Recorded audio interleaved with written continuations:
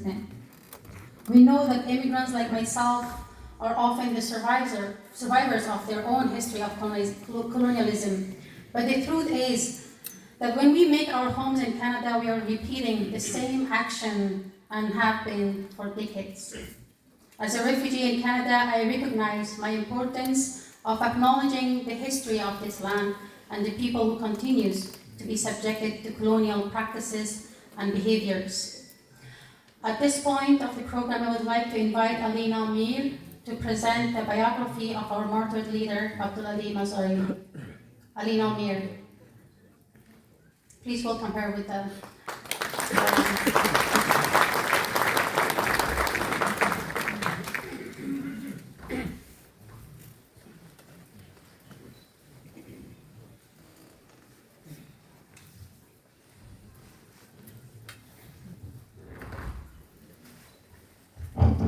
Assalamu alaikum wa rahmatullahi wa barakatuh.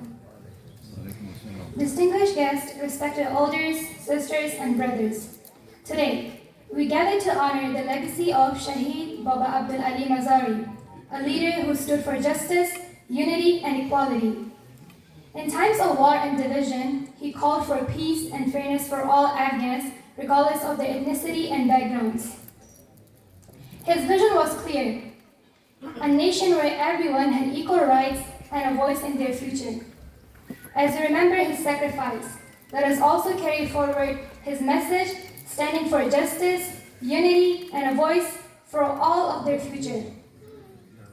Abdul-Ali Mazari was a highly influential Afghan political leader in the early 1990s, advocating for peace, stability, and equal rights.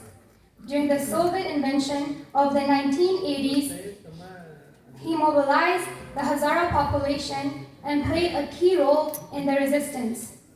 With the Mujahideen's victory and the establishment of the Islamic Republic, Mazari introduced a structure planned to resolve ethnic conflicts. Firstly, establishing a federal government based on the geographic, social, and tribal needs. Secondly, ensuring equal political representation for the all ethnic and religious groups. Thirdly, holding free, nationwide, and inclusive elections. And lastly, proposing a UN monitor place to facilitate dialogue among Afghanistan's major ethnic groups such as Tajiks, Hazaras, and Uzbeks. Baba Mazari strongly emphasized education and culture development, founding Shahid Balkhi University and supporting nearly 10 publications, magazines, and numerous research books. Unlike most Afghan leaders of the time who relied on traditional political figures, tribal chiefs, or religious authorities for governance, Mazari prioritized competence, expertise, and meritocracy over personal connection or ethnic affiliation. An uncommon approach in Afghan politics. While many Mujahideen leaders opposed women's participation in social and political affairs, Baba Mazari was a staunch advocate for women's rights. In several public speeches, he declared, "It is not correct that the men have the rights to participate in elections while women are deprived of these human and Islamic rights." His commitment to gender equality was reflected in the inclusion of more than 12 women in Hizb-e Wahdat's Central Council,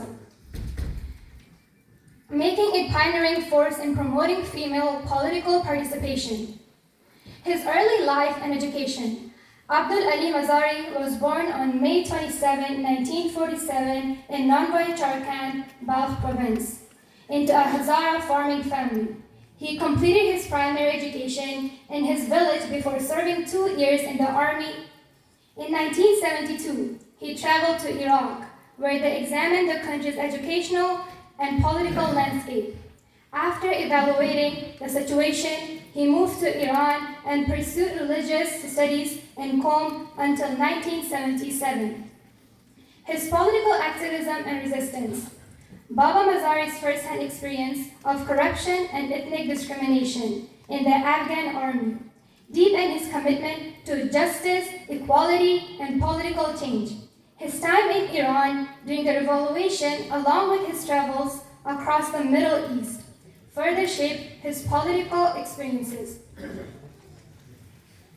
Due to his ties with revolutionary groups, he was imprisoned by Iran's Soviet intelligence and later deported.